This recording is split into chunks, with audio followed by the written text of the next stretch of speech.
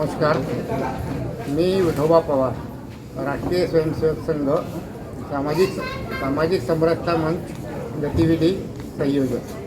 आज इथे संविधान दिनानिमित्त श्री विवेकानंद इंगळे यांनी ज्या स्पर्धा तरुण पिढीसाठी, तरुणांसाठी, जेनझीसाठी ज्या आयोजित केलेल्या आहेत, त्या कार्यक्रमाचं आज इथे उद्घाटन झालेलं आहे.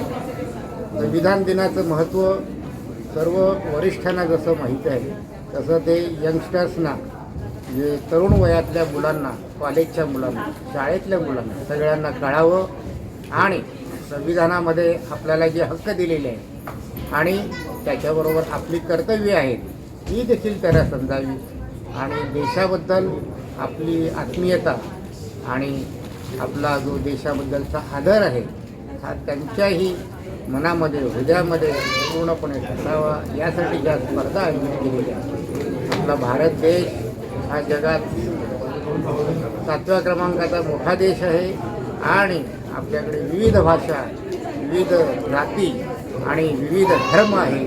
आपल्याकडे जवळजवळ 122 भाषा आहेत.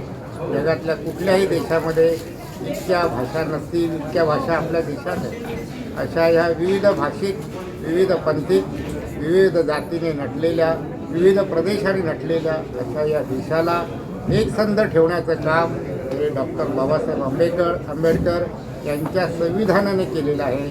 आणि हे जे संविधान आहे या संविधानाची जाणीव सर्व तरुण पिढीला व्हावी याच्यासाठी हा जो विवेकानंद इंगळेने कार्यक्रम सुरू केलेला आहे, स्पर्धा सुरू केलेल्या आहेत, त्यांना आम्ही शुभेच्छा देतो. आणि हा कार्यक्रम जास्तीत जास्त तरुणांपर्यंत जावा आणि जेनझीला आपल्या जे संविधान आहे या संविधानाची ओळख व्हावी आणि तो समाज आणि जेनझी हे कुठेही भरकटू नये आणि अयोग्य मार्गावर जाऊ नये, त्याच्यासाठी हा जो उपक्रम आहे हा उत्तम आहे.